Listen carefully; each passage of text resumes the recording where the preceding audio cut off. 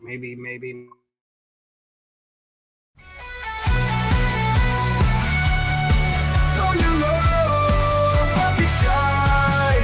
Tug along with the Sunday crew.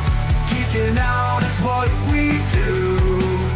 Giggle on, it's gonna be great. Don't be late, let's celebrate.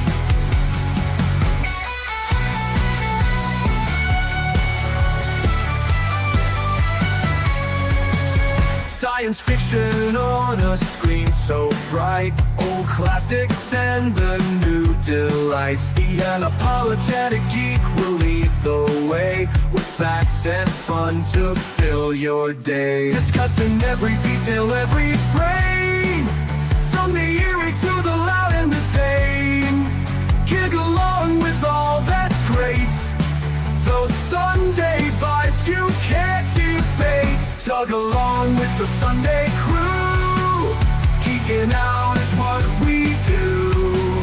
Giggle on, it's gonna be great. Don't be late, let's celebrate.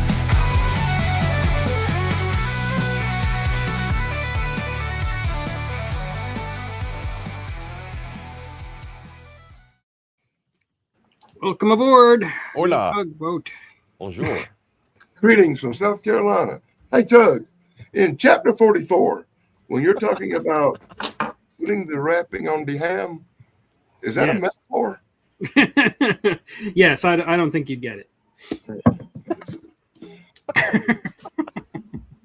So, hello and welcome back to the Unapologetic Geek.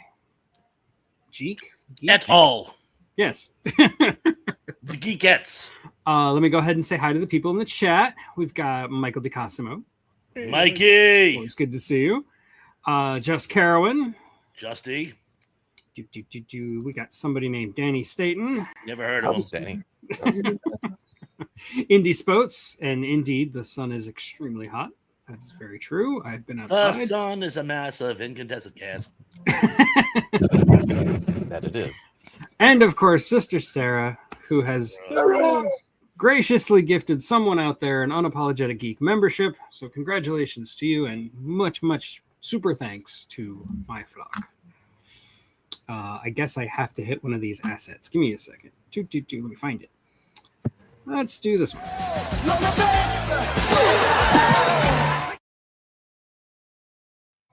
Oh, the agony. That always cracks me up. Yeah, and it always gets stuck in my head afterwards.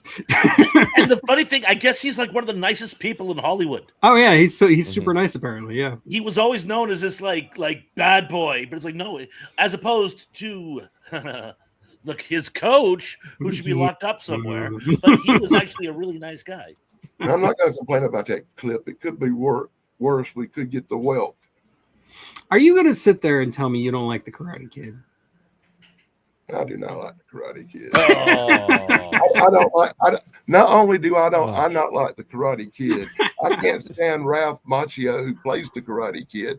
I didn't like none of the sequels. I can't stand the Karate Girl, and this series Cobra Sky makes me want to throw up.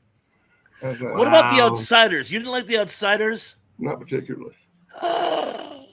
Danny never ceases to amaze me. It wasn't like Michael Crichton had nothing to do with none of that crap. No, that was S.C. Hinton wrote the Outsiders. Yes, Michael Crichton. Very good attempt at a segue. I don't hate The Outsiders. It's an okay movie. I don't throw up when I watch it like I do Cobra Kai, but it's still a movie versus that crap they call the Karate Kid, which is not movies, it's dredge. The one thing I couldn't figure out, I don't want to deviate too much because this has nothing to do with the works of Crichton, but I loved The Outsiders, and then they did the sequel. That was Then This Is Now, which again was a sequel, and for some reason that movie they set in present day. You want me to also make a lot more people? Let me also point out to make a lot more people angry. I can't stand Rocky. I don't like none of the Rocky movies. Dear Lord. Which buy me a Mercedes Benz. Just speechless. Ben's coming out swinging. Oh, man. Oh, hey, Snark's ass. Love you. Hey, Snarky, how's it going? What's up, Snark? The only the- good part of Rocky movies was where Hulk Hogan kicked his ass. I will say the new Karate Kid with Hilary Swank. But of course, right when the live stream starts, that thunder they've been crying about all week that hadn't happened starts.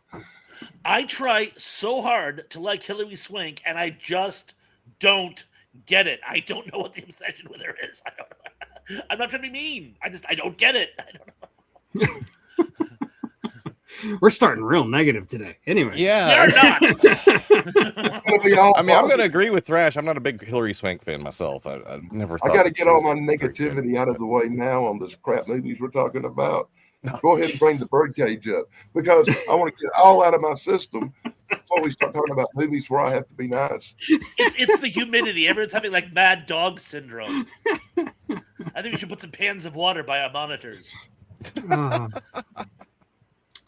Anyway, we're not going to talk about the birdcage. We're not. But actually, before we start talking about Michael Crichton, I do have to divert one more time. After this show, around 3 o'clock my time, which is 4 o'clock Eastern, I'm going to be having another stream where I talk to fellow writer Margot Honey, and that is going to be officiated by our friend Sister Sarah, where we're going to be talking about writing and publishing off of Kindle Direct and Amazon and all that stuff. And we'll have a good time. And I will be officially talking about my brand new book, which just went up for pre-order. Let me pull up the image. The Caves of Solace, which takes everything I learned from caving all over Middle America and puts it in a sci-fi setting and adds some Lovecraftian horror. So if you're into that, definitely check out this book. It comes out in August. The pre-order for Amazon, for some reason, only allows you to put pre-order for digital copies. Like the physical copy, I can't have pre-orders for whatever reason. So those will drop in August. So yeah, and I'm going to be doing my best to try to hype it up. So, and who? What the heck just happened? Thrash has been struck by lightning. I was the one with the problems here, boy. But his you know, computer you exploded. really need to work on getting them on audio books for the people who don't read that well. I know. Or out there, I know they exist. The problem is I don't make a lot of money, so I can't really afford to hire somebody to do it, and I would have to find a lot of free time to do it because it takes a long ass time to record an entire novel. You could do it with AI and have like one of them really cool English voices do it. No, I refuse to have AI read my book. That is not going to happen. Why can't you do it? Huh? Why can't Indy do it? Why can't Indy do it? I don't know. Yeah, you said AI won't read your book, so it was a joke. Try to work with me, Tug. I got you. Okay, so with that out of the way, let's go ahead and talk about Michael Crichton, because this was only supposed to take 2 weeks, and it was like a month ago. Things kept happening. Yeah, there's been some unforeseen calamities. Yeah. Minor catastrophes. And yeah, Sarah's right. I have been accused of having an AI voice. For a long time, I kept trying to figure out who the hell this owl was. Oh. Yeah. It does look like AL, doesn't it? Yeah, I said, who's owl? A little 11-year-old girl had to tell me. A little 11-year-old girl had to tell me what that meant. Or is it A1 sauce? Wait. A1. That works as well. That's so stupid. Cheeseburger in paradise. Yes. Love that stuff. Ooh, Anyway, no Jimmy Buffett. I worked at a Cabana Bar one summer years ago, and the only thing the boss would let us play is Jimmy Buffett. Cool, I just got a tornado warning. Things going to pick up now. Oh dear. I'm a If we Floridian. see you just kind of elevate out of your chair and disappear upwards, we know what happened. Thanks for the warning. It wasn't a tornado. It was aliens. I'll be honest, Okay, I thought it was sounding pretty rough out there. Thank you, Carowin. I appreciate the support. Yes, it actually takes a lot of work to get an audiobook done. I have no doubt I could do it. Like I have a decent enough reading voice, and I know the material, obviously, since I wrote it. But it's just a matter of time. It takes so long.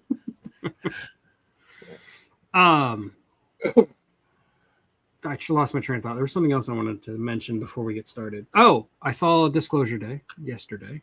I'm sorry. It's all right. It's not great. It was kind of meh. Close Encounters is a better movie. Okay. Spielberg does do a good job with action. Like there's some really great. Don't worry, I'm not going to spoil anything. There's some great action scenes. That's I think the movie's highlight. There's also some really good acting. Emily Blunt knocks it out of the park. She has this one scene where she's having an anxiety attack, and that's the most realistic anxiety attack I've ever seen on screen. Tug, hold on. This is the one movie I think everybody would appreciate if you really spoiling it for them and telling them what's going to happen. Well, there's a day where they want to disclose everything. There. It's been spoiled for you. So I saw Backrooms with my oldest last week. Not this past week, but the week before. Yes. Anyway, decent.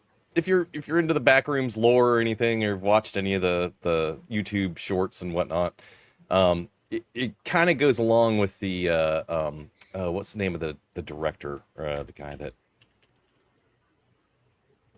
that did the movie, Kane Parsons. Okay. If you watch any of the Kane, it's like whatever his YouTube channel is, it's Kane something or other. If you watch his videos, then this kind of goes right along with it. So, but decent.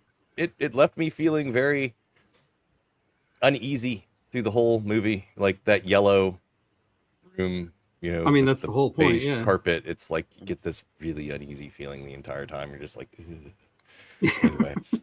Kept me interested through the whole movie. Let's just put it that way. I wanted to know what was going to happen next until the very end, and then or not the very end, but like the reveal of the bad guy, of the villain, and it's just like, why that?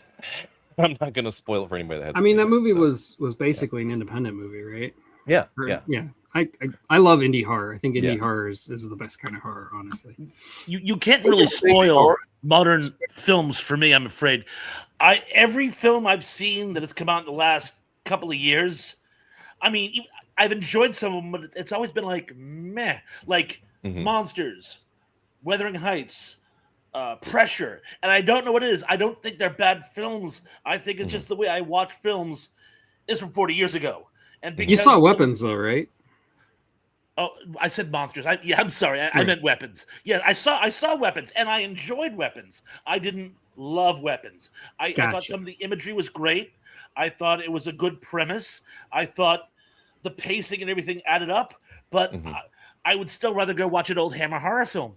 And so I'm really starting to think it's me. I think it's my forte. My tastes have changed in a way contrary to where modern cinema is going. So No, I'll be honest with you. Like, the last movie that blew me away in the theater, I can't even remember. It's been a long time. So I feel kind of the same way. But I still keep going to movies just because I'm a cinephile. People tell me Sinners that I would love Sinners, and I'm ashamed I haven't seen it. I promised Mrs. Thrash I'd see it with her, and we just haven't gotten around to it. So even on times when I could have seen it, I wait because I want to see it with her. But I just... I'm ashamed of myself. I've been watching a lot of war documentaries and historical stuff lately. I did sit through one really good movie called Zombie Beavers that I recommend. What kind of war was that? Interesting. I want to say hi to Angela McCardle. Hi. I've been watching a lot of war stuff. I needed a distraction, and I'd heard about zombie beavers, and I was thinking, this sounds good. Oh, hey, Wedge. I was surprised that it actually was. So it's better than Where the Wind Blows. Oh yeah. When the It's wind way blows, better whatever than it's called. it's way better than the Karate Kid and more believable. Morris says hi, everybody. Hi, Morris. Anyway, Morris. we have managed to try to segue into Michael Crichton, and then we mentioned Twisters, and then we mentioned Disclosure Day. So we were dancing on topics that could have been good segues. So now let's talk about Michael Crichton movies. Oh, Michael Crichton. Speaking of Disclosure Day, why not Disclosure? Yeah, let's go ahead and talk about Disclosure if you'd like. I'll start because this movie's... It's been a while since I've watched it. I didn't rewatch it for the purposes of this show. But from what I remember, this is part of that Michael Douglas era where he was constantly being plagued by femme fatales. I mean, he had Glenn Close, and then there was Sharon Stone, and now Demi Moore. Yeah.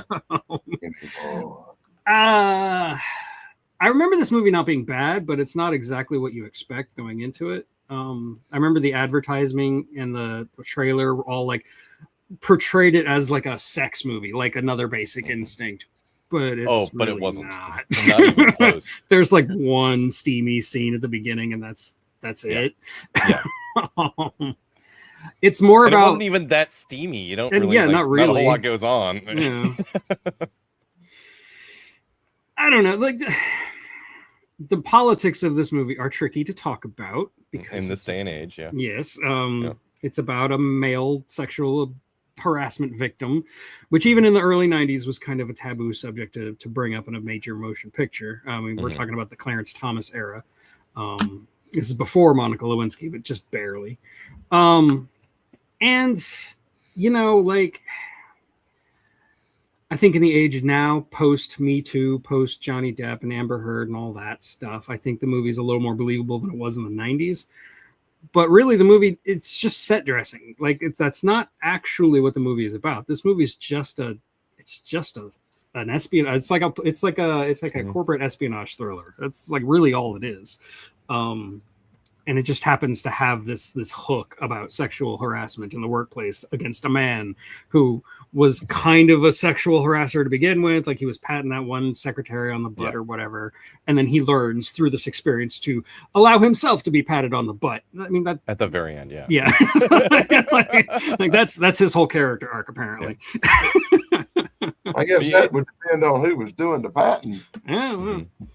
And the secretary wasn't, unattractive. And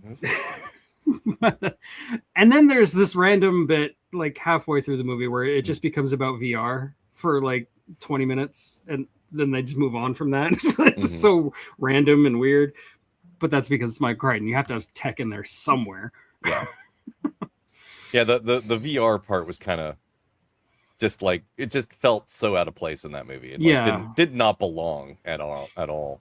But I guess they kind of had to have it in there because he breaks into the dude's hotel room to get on the VR set that has access, like full access to the database that nothing else has because he's lost his credentials because they're trying to hang him, kind of thing, and the corporate PR or not PR but HR BS. But anyway, so it was a needed plot point, but they could have just made it a computer terminal. It didn't have to be a VR thing, which was kind of hokey. Even for back then, it was kind of hokey. 1994, right?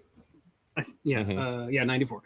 Like people thought VR was going to be the new World Wide Web. They thought VR was going to completely dominate and take over everything. And you saw that in a bunch of different movies, like Lawnmower Man comes to mind.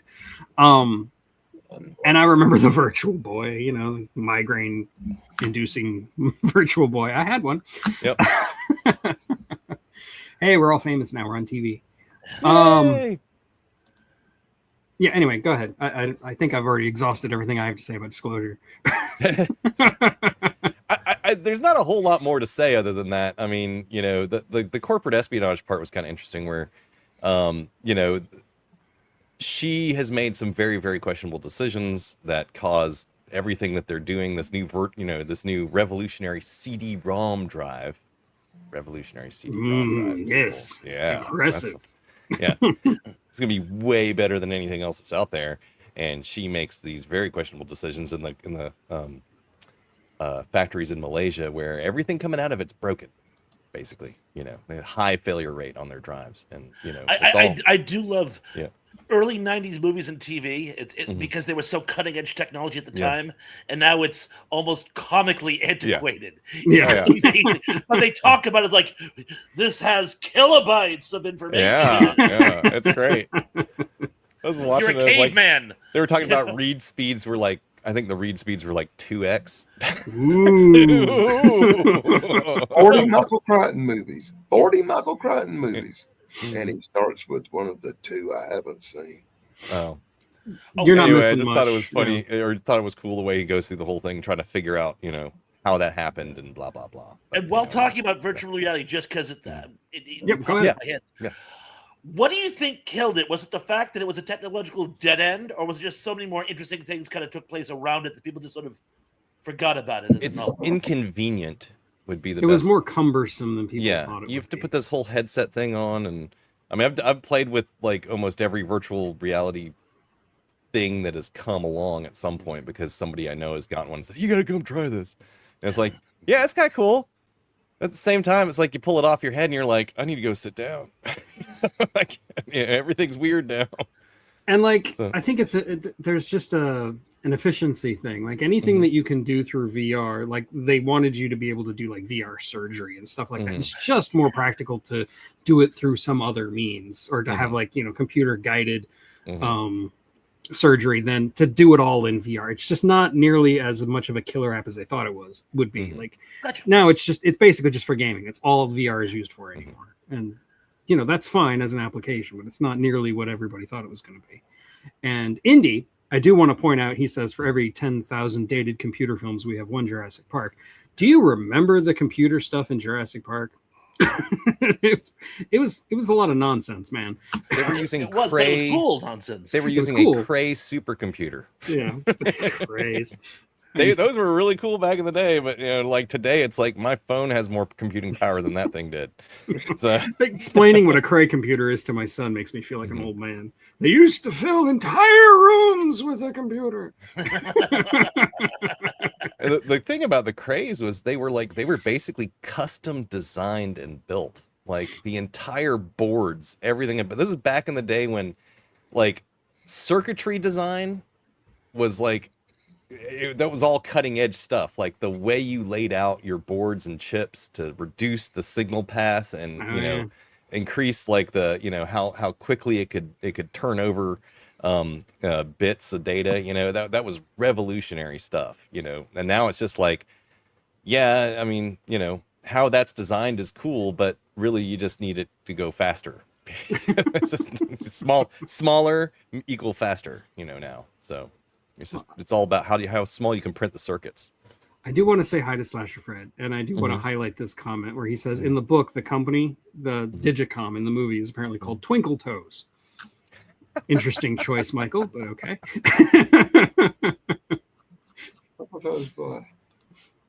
I actually never read the book. This is one of the few that Michael Crichton books that I just wasn't interested in reading, so I just never got around to it. Anyway. So yeah, that's disclosure. Let's see. We also mentioned Twisters. So before one takes Dan away, let's just go ahead and talk about Twister. All right. Yeah. This is a movie that it's not based on a book that Michael Crichton wrote, but he did write the story and most of the screenplay, not the whole thing. And it does feel like a Michael Crichton story. I mean, it's the tech in it is actually pretty cool and pretty interesting. And not like anything you'd seen in movies before. And this, like, it popularized the whole idea of tornado chasing and all that. And, who doesn't love Bill Paxton and Helen Hunt? Not a huge fan of Helen Hunt. Really? I mean, I don't hate her, but I just like, she's one of the people when she became a megastar. I'm like, you mean the supporting actress is now a megastar? When did this happen? Yeah, I mean, it had Philip Seymour Hoffman too, and playing him. Like I loved. Him I loved. Hey, Helen Hunt was really good in Trancers. Yeah. Oh yeah. She liked to wear a lot of white T-shirts that were too tight. I appreciated that. Yeah, I think we all did at that age. Twister is a fun movie. It is popcorn entertainment at its finest, and I think it is so unapologetic that you can't help but love it. And if you don't love it, you don't have a lot of joy in your life. So, Dan, do you like Twister? I like Twisters and Twister. I like that movie a lot. Because it brought so much realism with the storm chasing and stuff, and the trying to predict the weather. If you're into science, you'll like that movie a lot. Yeah, I think it's really cool. Like weather science is usually the only part that might have been reaching a little bit was when them damn cows went flying by.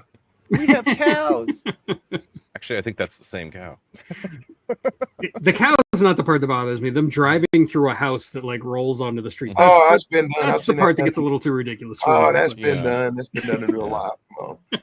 It's actually done also in Disclosure Day, come to think of it. But anyway. Yeah, the car would have been pretty messed up after that. So anyway. And I will say the sequel Twisters, it's basically the same movie, just if like the main character had joined the bad guys at first. Otherwise, it's exactly the same movie, which is fine. I actually really like Twisters. I think it's great, but it's basically the same movie. So yeah, I haven't seen the remake. So it's not really a remake; it's more of a sequel. Sequel, okay. Yeah, a requel. Yeah, a requel. Yeah, it's kind of like a remake, kind of like a sequel, a little bit of both. Yeah. It works good twice. Please don't make a part 3. Yeah, there's no need for another one. We're good. Tracy. Hi, Tracy. How are you? Okay. But yeah, weather science is something that's normally boring, right? Like it's not something you think of as being exciting. But this movie kind of added a little bit of rock and roll to it, you know? Yeah. Gotcha. Well, not a bad. All kidding aside, not a bad movie. Just not nearly as gripping as they made it out to be. And guy who plays Dwight D. Help me out here, Indy. Brendan Fraser. Brendan, and I'm frozen while pontificating. He tried so hard, but he was not Dwight D. Eisenhower. If you had 26-20, you are a winner. Yeah. For the second time. Anyway, I'm going to pop back. Love you guys. I also can't talk about Twister without mentioning Carrie Elways. I love Carrie Elways. In this movie, he plays just like the corporate jerk storm chaser who drives into a tornado because, of course, he does. Yeah. Keep going. Keep going. Actually, The Perfect Storm is another good example of making weather a really interesting plot point. Speaking of driving into the storm, where's Bud at right now? I don't know. He said he wasn't going to be able to make it today. He did really want to talk about Twister, but he said he couldn't make it for whatever reason. I think he's driving in the middle of the storm thing that's over the United States. He's like right in the middle of the bullseye. Oh, yeah. Okay, I thought he said Ohio. I'm not sure. He did say that he was going to be somewhere really stormy, so he didn't really want to talk about Twister in the middle of the storm. So, which I get that. It's kind of like one of those bad luck things, wishing things into reality. Yeah, like watching Jaws before you go to the beach. Yeah, exactly. Yeah. But going back to Jaws on the beach, even going back to what Thrash was saying, like, yeah, it's not like a gripping, super serious movie. It really is popcorn flick. I do think that they did some really cool things with special effects. Yeah, the Twisters looked really good, and some of the scenes in that movie were really cool. Like when they're at the end when they're strapped to the pipes, the water pipes, and they're like getting pulled up into the storm, but just kind of hanging there and looking up through it. That was neat. Yeah. They wouldn't have survived that, but it is cool. No, they would have been torn to shreds from debris inside the storm. But hey, this is a movie. They do that a lot in movies, and it always bugs me. It's like, well, yeah, the fire didn't touch you, but it would have burned off all the oxygen. So you would have still suffocated. Or the heat would have cooked you alive while you were there. It's like, suffocated and cooked alive. Sure, you weren't burned. There was some movie where they're going, it was like Journey to the Center of the Earth, and they're going through a live volcano, and the guy's walking along the edge hoping it doesn't break, so he falls into the lava. I'm like, if you're that close to the lava, you're dead anyway. Lava in movies is never realistic, ever. Yeah.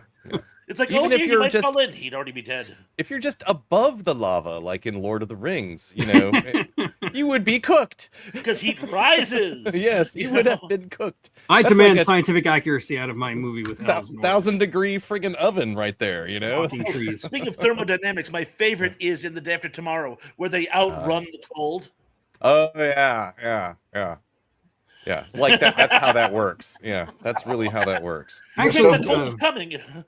John brings up a good cold, point. Things are freezing instantly. It's like, okay. Where Anakin Skywalker ignites on fire, even though he's not actually touching the lava. So that's something.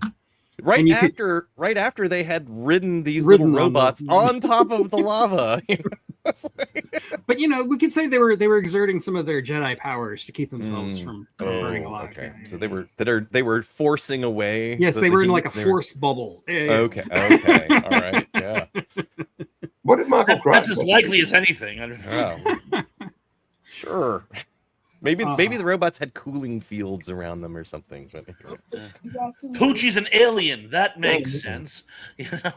But one thing about Twister that I think is also worth noting is that in terms of Michael Crichton movies and Michael Crichton stories in general, it's one of the few where the technology is celebrated without there being like a dark side to it. Like he very clearly says there's a corporate money hungry side that's going to make mistakes because their priorities are messed up.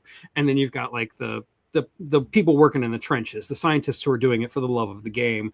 And usually the tech that they come up with usually has more reliability in a way. I don't know exactly how to explain it, but it's a story where Michael Crichton is actually celebrating technology instead of warning against its misuse. You know what I'm saying? Like normal. Right. I should not have tampered in God's domain, which is in everything else. Michael Crichton, he had to deal with this pretty much his entire life, where all of his stories were compared to things like Frankenstein, and people accused him of being a Luddite, of being anti-technology, when that's not really what he was trying to say ever. He was always trying to say misuse of science and technology is the problem, not the science and technology itself. And I think in Twister, he really like perfected that in a way that he kind of missed in other places. In movies we might even talk about in a minute.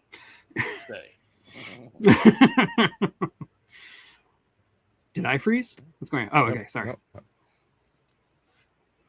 Yes, pinwheels from soda cans, man. Yeah. Science is punk rock. And they were actually a little bit realistic in that whole scene when they were like cutting up the soda cans, and you see them all with like their hands are all cut up. Oh yeah, bleeding. It's like, you ever try to cut up a soda can? I have. Yeah, you will cut yourself. My grandfather used to have a whole bunch of like different biplanes and stuff that he would model out of soda cans. They were pretty cool. When I was a kid, before the pop top, it was a pull top. Yeah, he created this like twisted metal saber like tab, and you had no place to throw it, so you'd put it in the bottom of the can. And everyone had a horror story. No, don't do that. My grandfather's cousin's best friend's nephew did that, and he ended up choking on it and dying. That never happened, but everyone knew a story where it did. Because you know what? If you get a piece of twisted aluminum this big in your mouth, you don't just swallow it down; you spit it out. It's a great urban legend. So okay, that was Twister. I'm full of tangents today. I'm sorry. No, it's fine. Good. We only have a few movies to talk about, so it's okay if we get sidetracked. So okay, we're going to actually talk about the next one that I have not seen and was not really on my list originally, but Damien watched it, so I'm going to let him take over and talk about the Carrie treatment. All right, the Carrie treatment. From what year was that? 1972.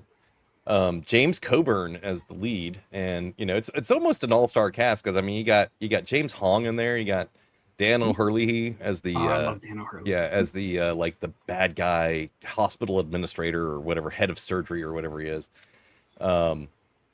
It's just, I mean, it was a decent movie. It was well put together, good acting, decent plot. I don't know has everybody know what it's about, at least, or sorry, no. I vaguely know what Slasher Fred just said, that it's a murder mystery. Yeah, so it's a murder mystery where a 15-year-old girl basically dies from a supposed abortion.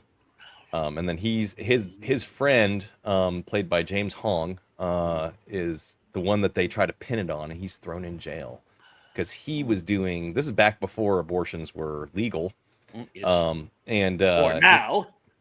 Or now. Anyway, I have some things I could say about that, but I won't. No politics. No politics. No politics. This is back before, Roe v. Wade. So abortions were illegal or only for very specific reasons. And James was doing abortions. His name's David in the movie, but was performing abortions on the side for free. But he wasn't the one, or at least he says he's not the one that does it. And so James Coburn is friends with him. So the whole movie, he's trying to figure out who did it kind of thing. Who'd she get the abortion from? You know, and blah blah Right. blah. Has to do like he's a pathologist, so he's doing like all these lab tests and stuff, and trying to get to the bottom of it here and there, and getting roadblocks thrown up in front of him. Everybody wants it to just go away. Specifically, the head of surgery guy, that's his boss and stuff like that. And eventually figures out the girl was never pregnant to begin with, and she had some sort of a cancer or something like that, which was But causing thought her it was. symptoms of being pregnant. And then she went to some hack who which turns out to be one of the nurses in the hospital that did the abortion. She knew how to do it, and somehow she fucked it up and caused an internal bleed and blah blah blah. But it's a neat movie because like James is like, he's this like, you know, 50-year-old bachelor doctor guy, and he's like, you know, going out with this 30-year-old, you know, I don't remember if she was a nurse or a doctor in the movie, but I think she was a doctor. That's the coolest part of it, man. Mm-hmm. And you know, he's constantly like kind of sort of hitting on other girls here and there, just flirty, and she doesn't know where she stands, and she's a single mom, and yada yada yada. And anyway, in the end they get together and stuff like that. But Happy ending. yeah, happy ending. The romantic side story, but is a happy ending in the end. But yeah, it's just, you know, just the lots of decent scenes. You know, there's a little an almost car chase where there's a car scene where he's trying to scare the roommate, James Coburn, Dr. Peter Carey. He's trying to scare the roommate of the girl that died into telling the truth of what really happened because she knew, and yada yada yada. Well, see, at this time in history, that was a really hot button topic. It was like a really charged thing. Not like now where everybody talks about abortion and it's fine. But like, for example, in the Night Gallery, Oh yeah. made for TV movie, which was the pilot, in one of the segments, that's a subplot. They blackmail a doctor into doing something he doesn't want to do because he had at one time been doing illegal those practices. Yeah. And a lot of other movies as well. It's amazing you can tell a lot about a period in history by how it focuses or how it talks about certain subjects. And I haven't seen this movie, but I'm not a bit surprised that was, shall we say, the centerpiece again, because it was right before Roe v. Wade. It was both. It's the way they approach it in the movie. It's like it's both considered taboo, but also accepted as something that just gets done in the background. You know, like everybody knows a doctor that'll do it if you pay him. You know, kind of thing. So. And also by the early 70s, you know, the Hays Code was basically dead. But before that, in movies, you couldn't even say if somebody was pregnant, much less you couldn't say the word abortion. Like if you even talked about abortion, like the Hays Code would immediately ban your movie. So there was a movie called Blue Denim. And they had the links they went to say it without saying it. Yeah. It's like, you know what they're talking about, but it's like, wow, you wish you could just say blah, but, you know, but we can. I have a girl in trouble. I have to take her to a place where we can do something about it. You know, I know a guy who's on the sly. It's like, we get it. Mm-hmm.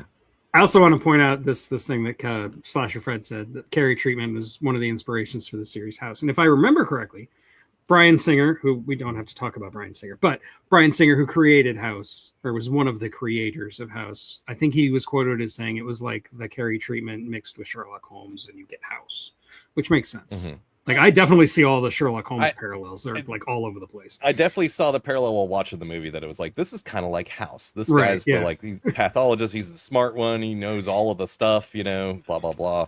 And he figures it all out in the end. So when I was a kid, we called that Quincy.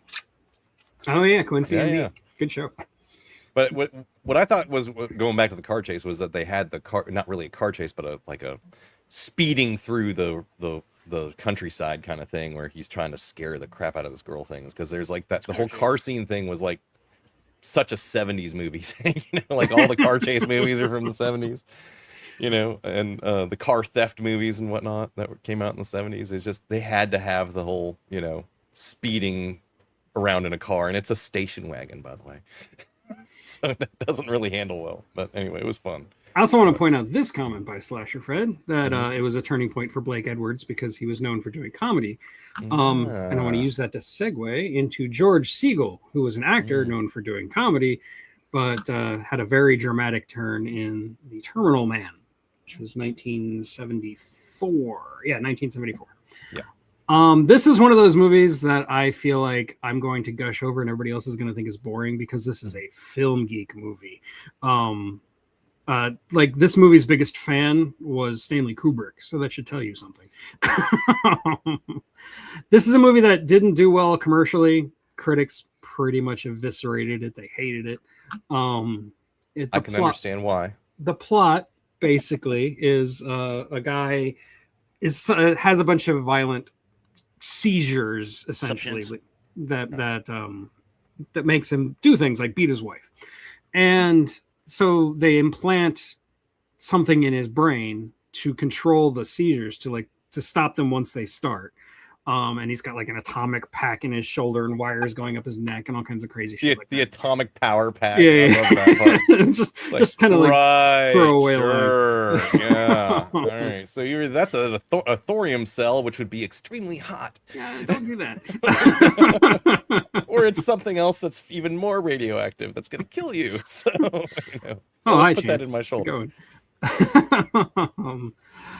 I do love this movie. I know a lot of people hate this movie. A lot of people think this movie is boring and stupid. But the film geek in me just can't help but gush over Michael Hodges, who directed it.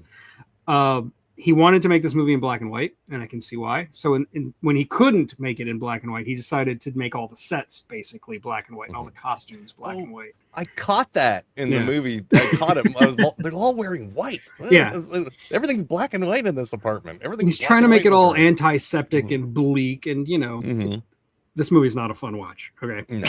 I'll make that very clear. I watched it yesterday, or started it Friday night, finished it yesterday morning, and the fact that I had to stop it halfway through and pick it back up the next day kind of. I'm not surprised. Like I said, this is one of those movies I totally expect everybody else to hate it, but I love it. I wouldn't say I hate it. I just it was very plodding, very long, just kind of plodding along, and I understand why they were building what they were trying to build up to. And it just at the end of the movie, aside from the fact that it's like, the whole lesson of like, don't mess around in people's brains until you know what the hell you're doing kind of thing. But it was like, what was the point in this at the end of the movie? Or just like, what was the point?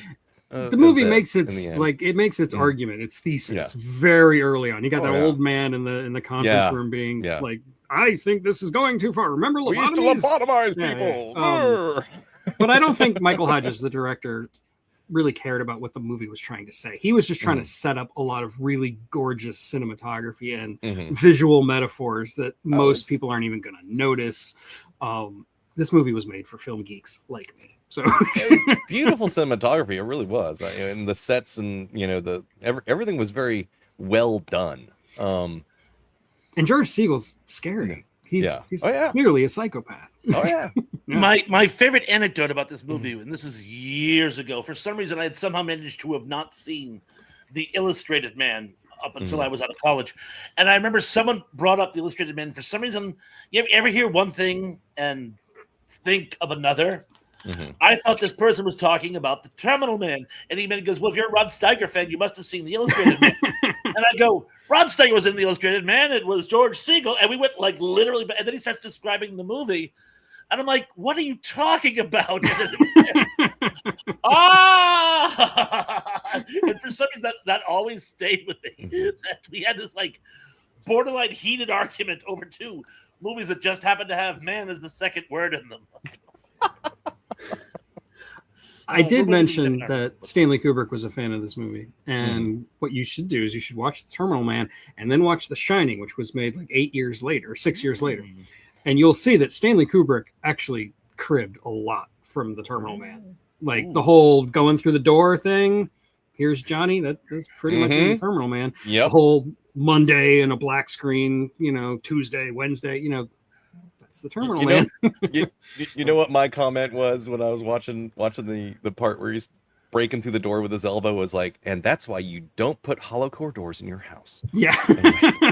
I always try to find some connection as thinking of it as a darker version of Letters for Algernon. Flowers for It's Algernon. very similar. Yeah. Yeah. Only darker. Much Way darker. But, Charlie is not a good man in this version. Yeah. No. He's not a good man in the other version either, but he's Well, real true.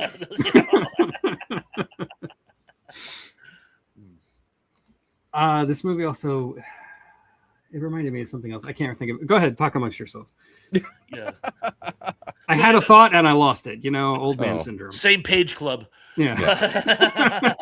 But it's funny how many things you can see other directors bothered. I can't Borrowed. talk today. It's Borrowed. the humidity borrowed from for other works. Like, oh, you got this from that, and that from this, and this from that.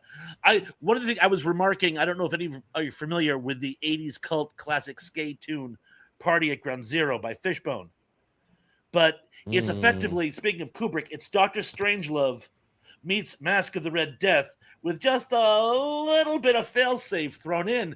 And I'm watching going, how many people got that? Who's that for? I mean, frankly, I think you guys would get it, but I don't think and Indy would, and Superplex, if he's watching, would have. Chance, I'll even say you, but how many people are going to get that? So, but it's amazing. How many homages, even ones that won't be appreciated. Now I remember what it was reminding me of. Oh. Speaking of the Terminal Man and Stanley Kubrick, it's very similar in plot to A Clockwork Orange. Really?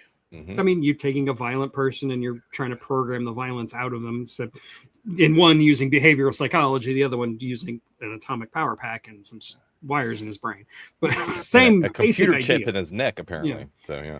I find the Terminal Man has these scenes that I just absolutely love. Like there's a scene right after they implant it, and he's in a room. He's talking to the one doctor. I can't remember her name. And they're basically pushing buttons in the other room. Janet Ross. Yeah, Janet. Thank you. And they're pushing buttons in the other room. And with every button, like a certain neuron is firing, and it's making him do weird things. Like it feels like a ham sandwich. Yeah. Feels like I'm eating a ham sandwich. Yeah. I really love that scene. They basically like puppet him, and it keeps getting more and more weird and extreme as they go. And I think that scene for me sells the whole movie. Like, I don't know. That's The just one me. where he just starts cracking up, laughing. Yeah, and he just can't starts say- laughing, and in the everybody booth else starts laughing. along. Yeah, Yeah, yeah. it was just like. I thought that was really cool. That whole scene, I that one stood out. One button they press, he's like getting all fresh with the doctor. He's like, "Hey, baby, Yeah. you want to wrestle?" He's You like, know. you can push that button again. Yeah, push that. He's like, I like that one. Push that button again, baby. Anyway, So yeah, I think this is a really good movie, but it's mostly for film geeks. It's not for general audiences, not really. And it's early 70s sci-fi, which a lot of these movies are early 70s sci-fi. And I love that time frame Yeah. in science fiction. Just the right blend of schlock and cutting edge. It's great. So, why don't we talk about the Andromeda Strain? all right. Probably one of my favorite Michael Crichton movies. This is probably one of the biggest ones for sure. Yeah. I mentioned in Twister that it was doing a really good job of like celebrating science and technology. I think the Andromeda Strain also does a really good job of highlighting the scientific method. They only conquer things through use of the scientific method. It's really like, I don't know. I really appreciate that because you don't see that in movies very often, where actually it's the way you think scientifically that actually makes the heroes succeed in the end. Although this movie does have a Deus Ex Machina, but so does the book, and I kind of hate that. Viruses do mutate, yes, but not like that. Well, Yeah, but for the this was purposes an of advancing the extraterrestrial plot. virus. Yeah. Yeah, that's another yes. It wasn't Yes. even technically a virus. It was a crystal or whatever. Yeah, it it's a was. crystalline life form of some sort. Yeah. I like the fact that the team is really three-dimensional. Mhm. It's not just like a group of scientists like in War of the Worlds. No, they're curmudgeon-y and they don't they're get human. along, and they, Yeah. they're human. It's like it And makes it believable. And Kate Reed's epileptic or whatever, Dr. Ruth Levitt. Dr. Rook, who was a man in the book, but works so much better as a character Oh as a yeah, woman. oh yeah. And she was epileptic and missed the fact it had no growth on the one thing and blah blah blah. But yeah, Although, like having like 500 or however many different samples, and only like one of them is within that tiny or outside of that tiny range of alkalinity. I don't believe that. But anyway, nitpicks I would think that several would, but you know, anyway. Another unrelated supporting fact, Indy. I just have to throw this out there while I'm thinking of it. There was a short story I read in, I want to say, Heavy Metal or one of those mags, sci-fi horror mags years ago, where vampires are allergic to alcohol. And so one of the things people do is they drink because that way the vampire won't bite you because you have alcohol in you. Yeah. So alcoholism can save your life. Let that be read into the record. Bye, Wash. Good to see you. I But like I do in Drama String when the old man's like, I can squeeze. Sterno? You a Sterno drinker? Look, I'm a squeeze. Yeah, that guy. I did want to highlight that idea that like the human characters are human, they're flawed, they're not perfect people. Like you're portraying science as this thing that overcomes the foibles of human error. Like that's kind of what the book is about. That's what the movie's about. Yeah. So I freaking love this movie. A lot of the special effects were like groundbreaking for the time. Like the whole Douglas Trumbull, man. Yeah. The whole like where they did the whole like 3D animation of the complex. None of that was computer graphics, Yeah, but everybody those were actual physical yeah, models. Being like projected onto. Yeah. It was all projections overlaid or whatever, and it was like everybody thought it was somehow like computer generated or something, and it's like no. Yeah, there are no computer graphics. There was no ability to do movie. that back then. Yeah. So, you know. This is before CG appeared in movies. Yeah. Which happened 1 year later. I saw a documentary where they actually went out and built this biocontainment facility in the desert just to shoot these scenes for this movie. And they did such a good job of it that the Center for Disease Control took it over after they finished filming. I believe it, but wow, I did not know that's a fun fact. It was filmed in some place called Shafter, Texas, which I think had a population of 12. No, I mean, this is Robert Wise. We're going to talk about the director. Robert Wise is one of the Hollywood royalty, man. The man who made The Haunting, West Side Story, The Day the Earth Stood Still, you know. He can be a little antiseptic, which does appear in this movie and was one of the things the critics hated about this movie. But I think it works for the story being told. It's supposed to be antiseptic. That's kind of the whole point. Yeah. But I like how there's no real villain. Like, sure, there's this like paranoia about government and government bureaucracy, but like the villain is just, again, human error. Human error is the villain. Like the bad things that happen usually happen because somebody made a mistake, because the printer got jammed. Yeah. Or, you know, things like that. Or because Dr. Levitt didn't talk about her epilepsy and she missed the sample. You know, it's always human foibles causing the problems, and science is what they use to overcome. The abort button is not set up in 3 quadrants of the the facility, so he has to, you know, they close off and you can't get to the abort button anymore. Yeah, you know, exactly. It's out of order. I will say though, then it ends with like lasers in a weird tube. I don't know what that's about, but anyway, great movie, one of the best. This is a fantastic movie, and definitely one of the best Michael Crichton movies. Yeah, probably seen this movie a dozen times. So. Yeah, easily. And I was terrified. I remember seeing this movie when I was a kid, and I seen it when I was sitting there itching to death with chicken pox, thinking, "Oh God, I'm watching a movie about a virus while I got chicken pox." I remember being freaked out as a kid by that scene where all the like dead bodies are just laying there, like in the middle of what they were doing. You know, the guy in the barber chair or the lady with the groceries just fell over, you know, and all the birds on the ground. That freaked me the hell out as a kid. That something could happen like that and you'd just be gone. Anyway, yes, John says pet the cat. It's so, speaking of Spielberg again, it's sort of like in Close Encounters, where they're driving through the fields and like all the animals are dead. You know, that freaked me out as a kid. I couldn't absorb too that the whole thing was done as the government cover story. They were the ones who used, I think it was sarin gas, to kill the livestock to make it look like it was a danger zone. But just the idea, as you say, that somebody just go through and is disturbing when you're a child. So Speaking of Spielberg, he actually did visit the set of this movie as a kid, or he wasn't a kid, but he was a very young guy at this point in his career. He actually was there with Michael Crichton the day Michael Crichton visited the set, and Michael Crichton appears in the movie. He's got like a cameo in the background. But yeah, Spielberg was there. He saw this, and that's how he met Douglas Trumbull, who I don't think he ever actually used Douglas Trumbull in any of his movies, but they did have a working relationship. So he was the special effects guy for those people who don't know. Anyway, let's see. What do we got next? We could either do Westworld or we could do Coma. What do you think? Coin toss. Either are amazing. Either, yeah, they're both good. So, Yeah, I was gonna say. Well, let's go in order then. Let's talk about Westworld. all right. I thought I had seen this movie all the way through until I watched it the other day, and I was like, I have not seen this movie all the way through. I had only ever seen the second half or last third of it before, and I was like, I can't believe I'd never watched this. I was like, wow. Thank you, Indy. Yes, he did work with Trumbull on Close Encounters. Sorry. Continue. But yeah, anyway, so good movie. I liked it. I don't love this movie. I do like this movie, and this movie did like amazing things for science fiction, for filmmaking. It's the first movie with computer graphics, which you don't really notice it because it's just like the like mosaic scenes where you're looking through the eyes of the gunslinger. It doesn't feel like computer graphics, but technically that's computer graphics.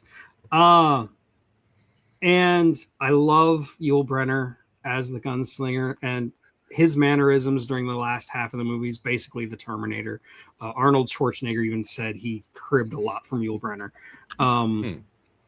And this is pre-Jaws. There's a lot of things going on in this movie that were extremely influential, and I respect it for that. This is also Michael Crichton's first directorial movie, and he did direct like a made-for-TV movie before this. I don't remember what it was called. It was about a car chase.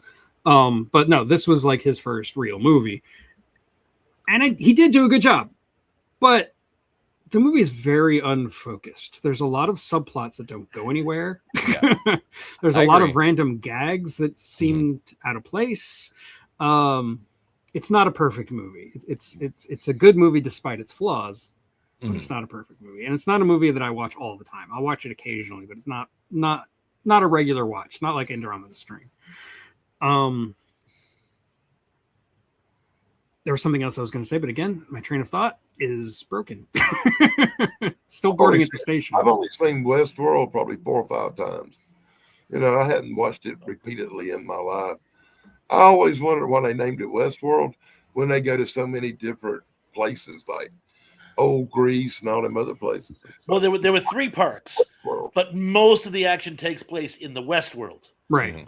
Roman world, there's like one scene. I think they actually stole the footage from another movie. There's like one scene in Roman world, and there's the scene where the fat guy takes on the Black Knight in medieval world, and a couple others. But most of it takes place in Westworld, probably because Yul Brynner was getting the biggest paycheck, so they wanted to use him most of all. And draw. I mean, I'm a Yul Brynner fan from way back when I was a little kid. 10 Commandments, Magnificent Seven. I loved Yul Brynner. Yul Brynner, he was one of those actors that when he died prematurely, I was shattered as a child. Like him and Steve McQueen. For some, I was despondent over Steve McQueen, but I mean, which is ironic because the two of them were together on the Magnificent Seven. Yep. But yeah, I absolutely love Yul Brynner. And around the time when I saw this, Richard Benjamin.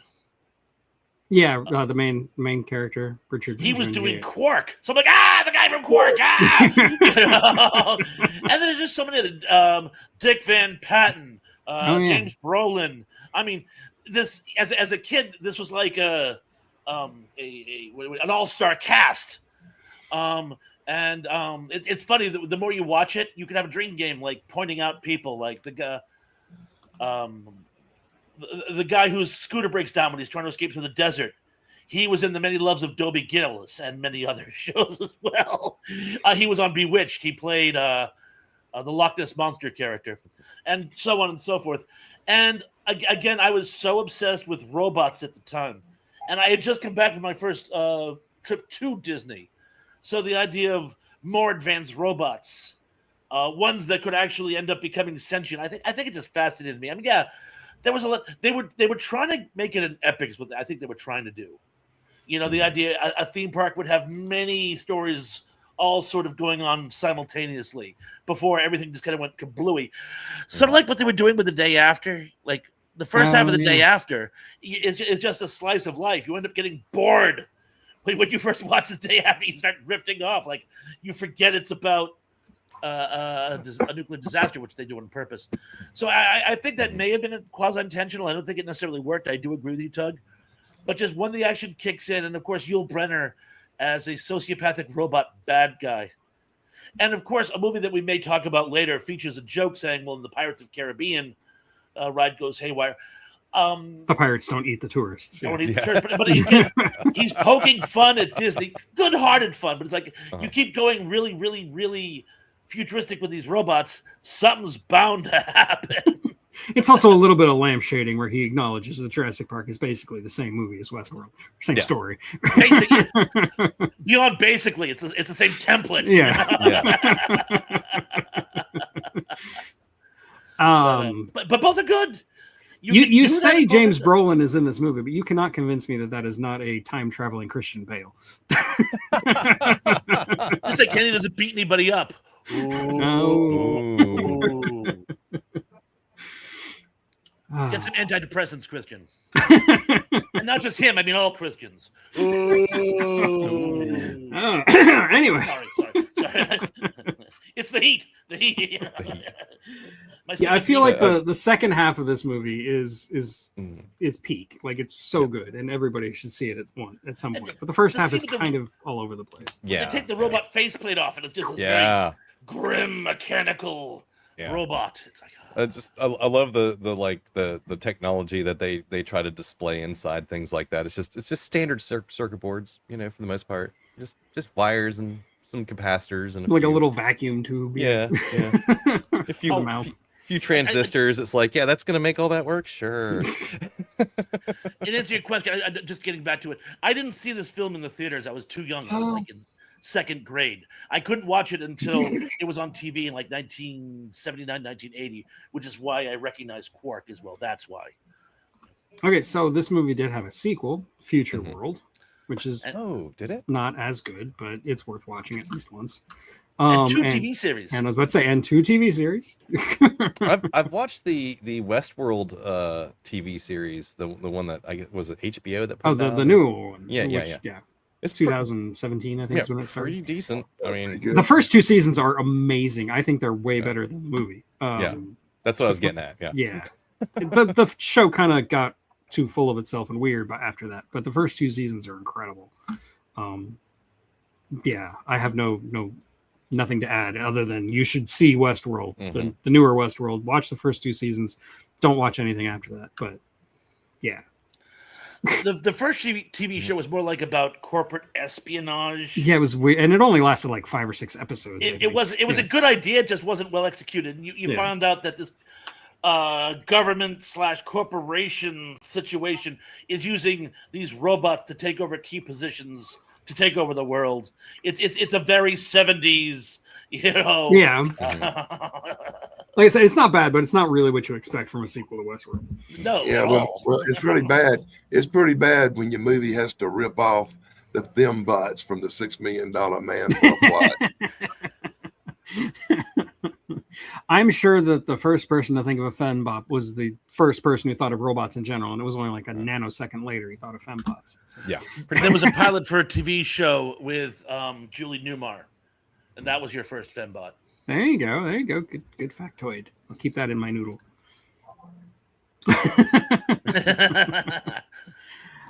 Yeah, everybody should see Westworld. Don't let my negativity fool you. Like, this is a classic cinema and very influential. Definitely worth watching.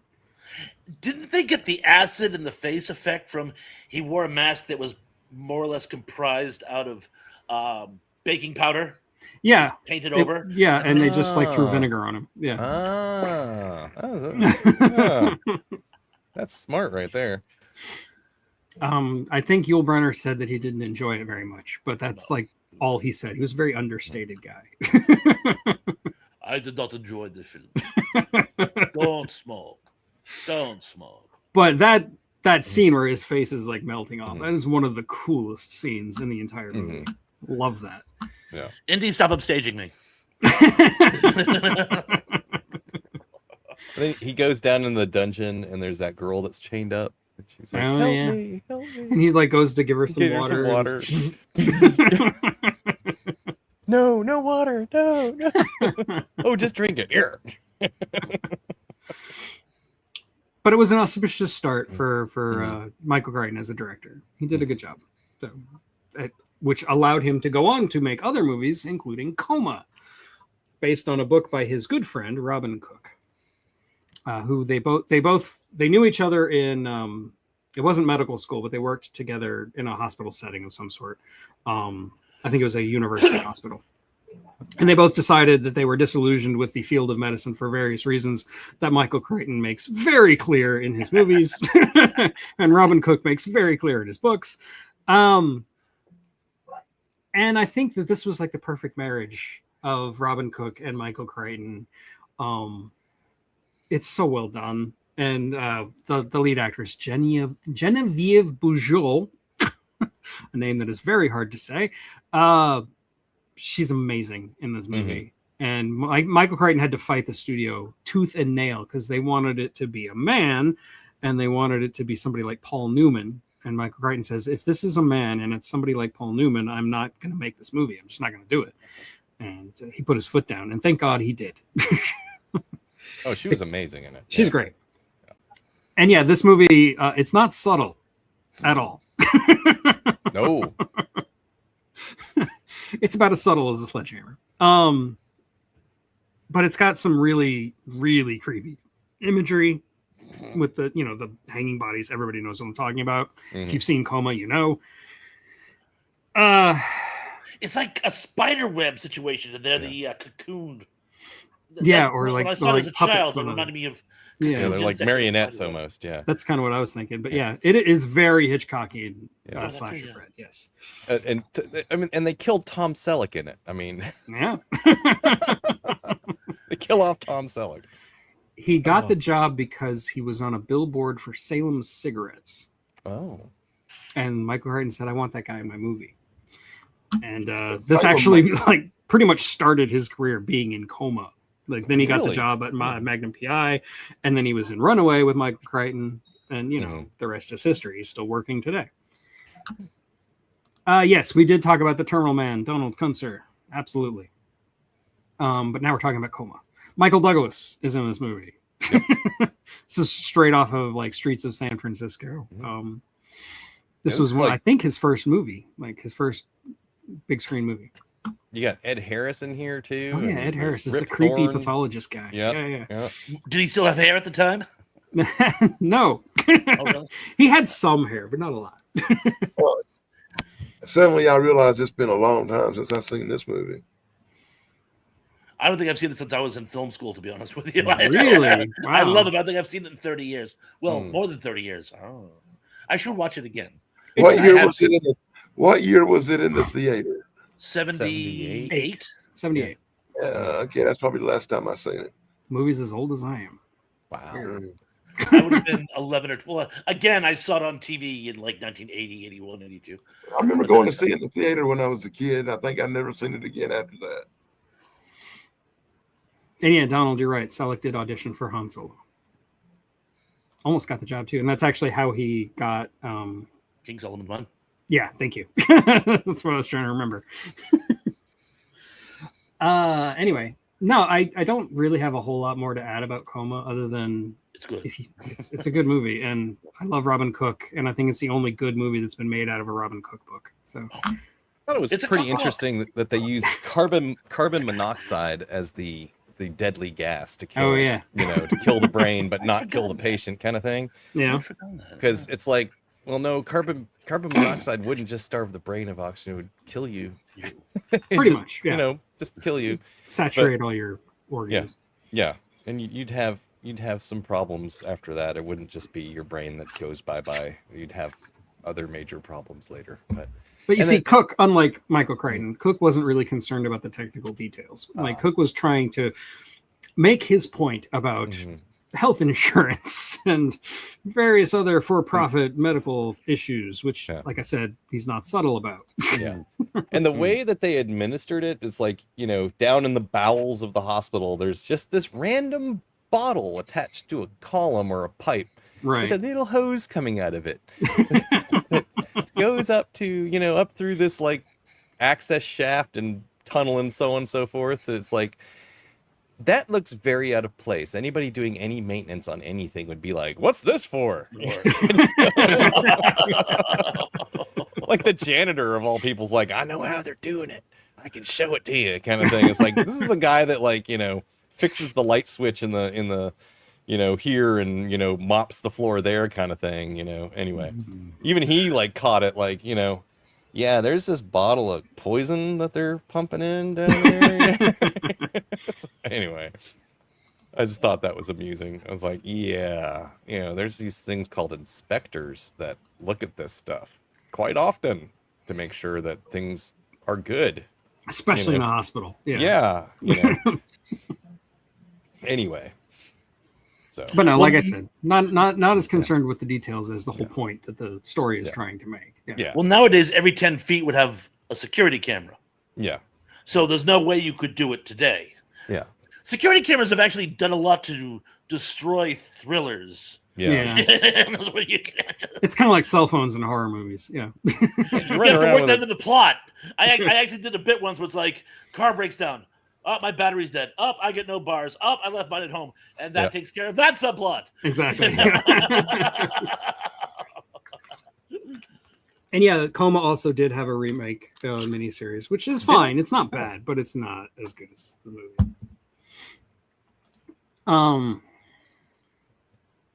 Slasher Fred just derailed me again. What is wrong with my brain? That actually covers all the movies on the list that I had. I mean, there's a couple other movies that he directed. There are 3 movies that I'm not sure if they're actual Michael Crichton movies or not, but Extreme Close-Up, which was not available to watch anywhere. Okay. Looker from 1981, which had such a low rating, I was like, I'm not going to watch that movie. And then Physical Evidence from 1989. Ew. It was only had 22%, and Amazon wanted $1.99 for it, and I was like, no, if it's got 22% rating, I'm not. Yeah, you don't want to pay money. I'm not going to pay money for that. Screw you.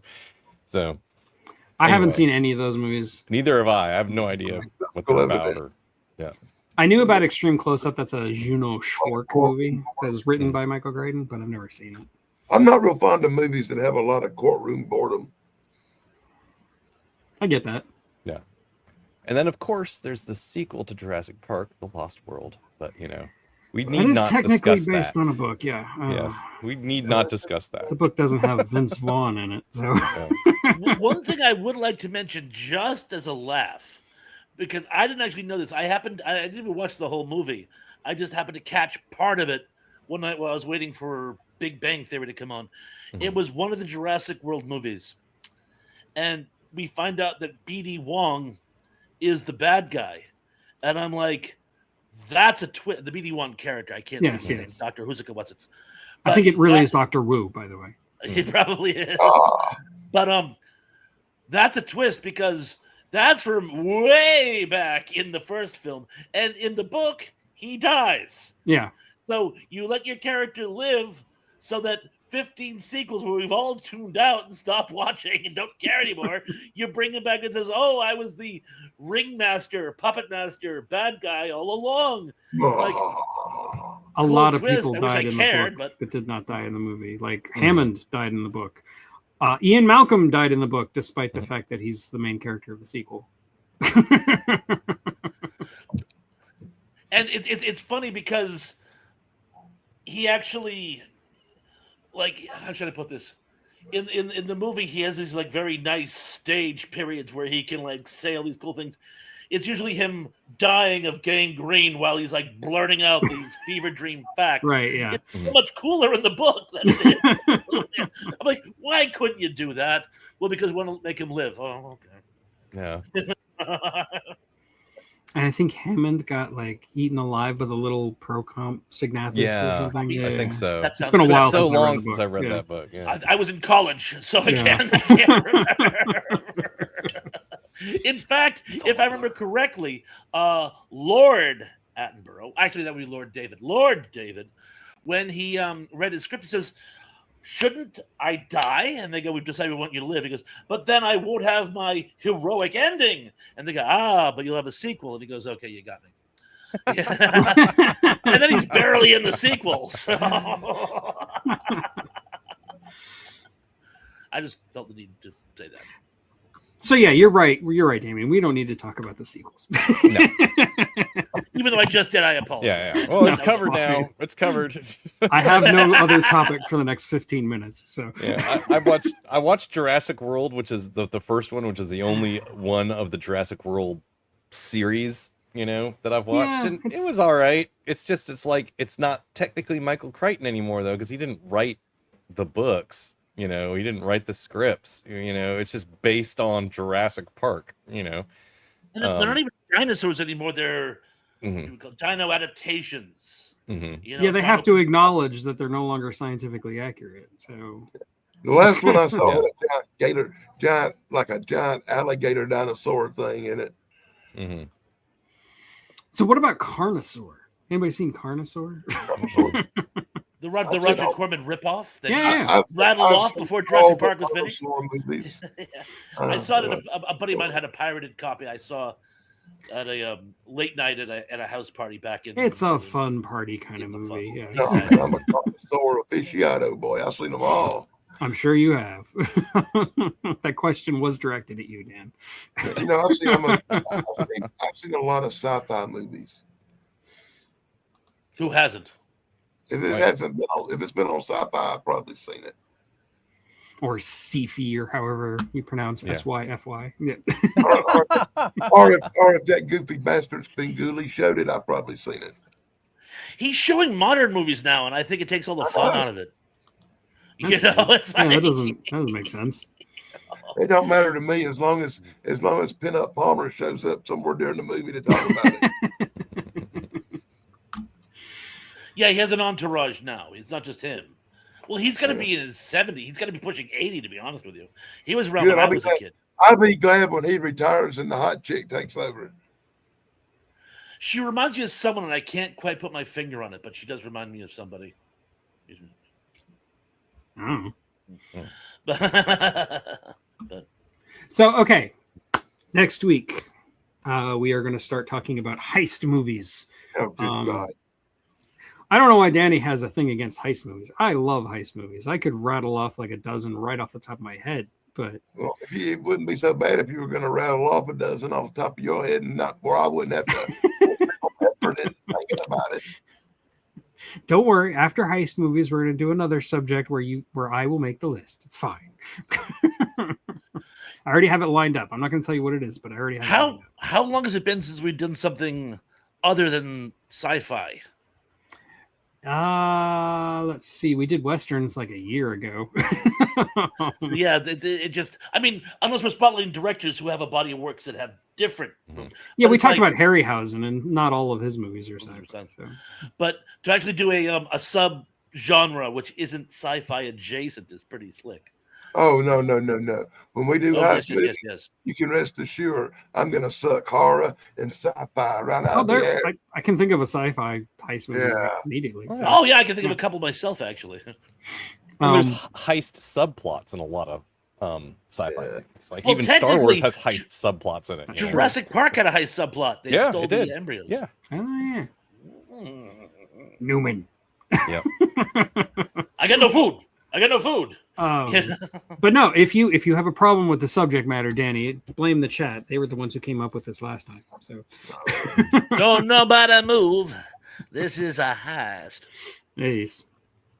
I'm just looking in the chat real quick. I'm still in a bad mood about my lack of knowledge of historical torture. Hey, you did better than I did, man. That ain't saying much. I came in last place. So, Thrash, you going live tonight? Yeah, I'll be live at 7-ish, but I will be live tonight. Anthony Head / Buffy trivia. I apologize in advance. Sadly, while Anthony Head is a very interesting person, the best fun facts I actually found out about him were about a sibling. Okay. So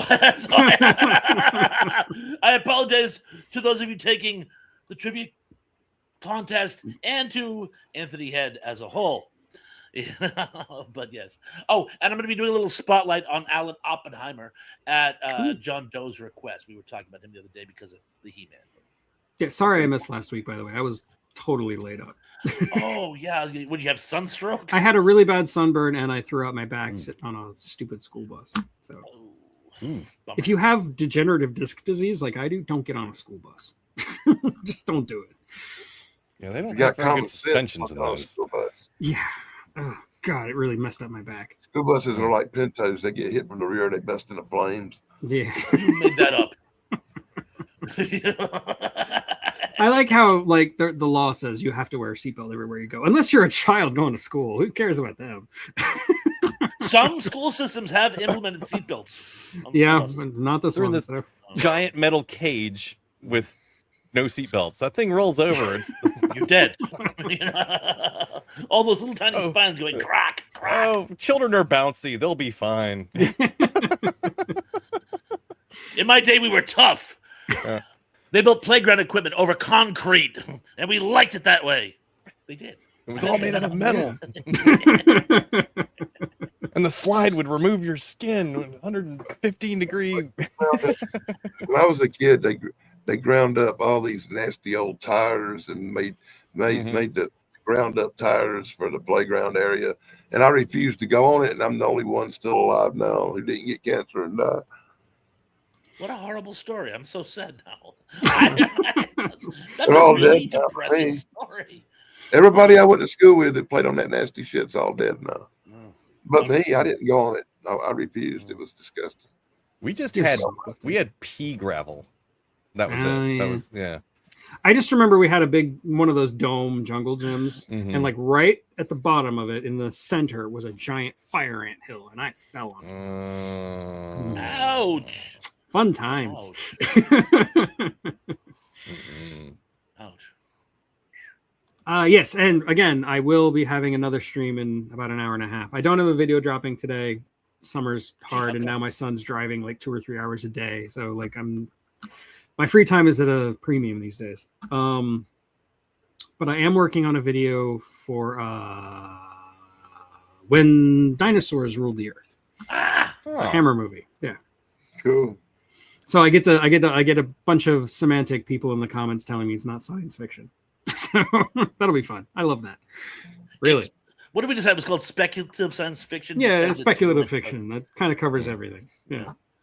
Well, because you're fictionalizing actual anthropology, because guess what? Dinosaurs and people weren't around at the same time. Yeah. Science is the study of the natural world. So And anything that fictionalize deals it. with that, science fiction. See, there we go. I knew somebody would take the bait. Thank you, Andy. Your opinion is noted and rejected. He is in a bad mood today, isn't he? At least he doesn't hate the Karate Kid. Unless you do, Andy. I don't know. It just went without saying. I mean, you can hate the one with Jaden Smith. That's fine. We all do. But And the entire family. yeah. Oh, don't tell me, Dan. You like the one with Jaden Smith in it. Oh no, them's fight words. In the same way his mother liked his best friend. Ooh! I absolutely love Jackie Chan, but that is one of the most misguided remakes of all time. I do too love Jackie Chan. And also, Jackie Chan doesn't do karate. He does kung fu. Completely different thing. Lou Reed. Anyway. Lou Reed. Hey, but Lou Reed does heavy metal, right? Oh, yeah, he's really good with Metallica. Yeah. Oh, What the that's hell cool. was that? I feel like my life was better before I knew about Lulu, which I learned about last night. The Lou Reed and Metallica crossover album. If you have no idea what I'm talking about, you should check it out. I feel like I missed something. It'll ruin your life. I'm desperately listening, trying to put the pieces together. I mean, I know what Metallica is. I know who Lou Reed was. I'm like, now try to Just put them imagine. together. It makes perfect sense. Now I'm trying to imagine Lou Reed singing with Metallica about a incredible table. Imagine a drunk old man who is trying to do beat poetry, while a heavy metal band is in the background just doing their thing and repeating weird things. I am the table, and you have Lulu. Words. I am the It does not make I am any the sense. pad, you know. Anyway, Big I listen to Wild Sound. Sometimes it's better to not make sense of his works.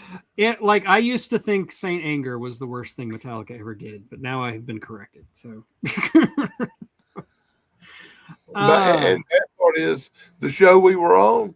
This crap, this music with Lou Reed and Metallica was probably the best thing he ever fucking played. oh, come on, no, Taste the Biscuit is way better with that honey sauce.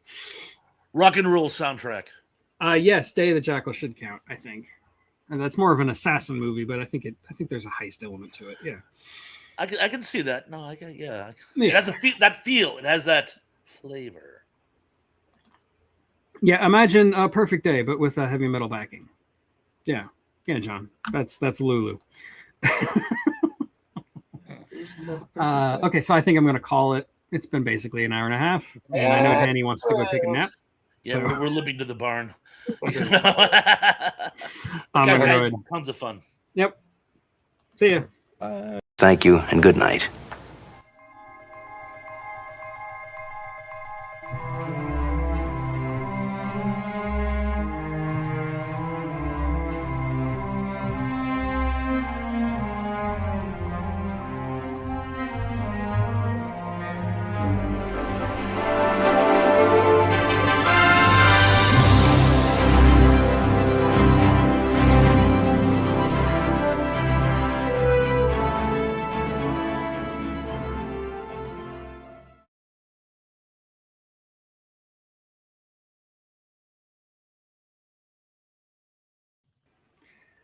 So this